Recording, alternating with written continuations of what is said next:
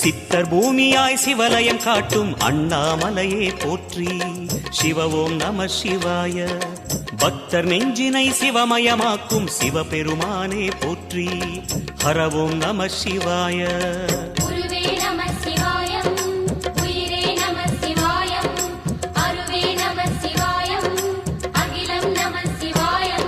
நம சிவாய நம சிவாய ஓம் நம சிவாய. நம சிவாய நம சிவாய ஓம் நம சிவாய.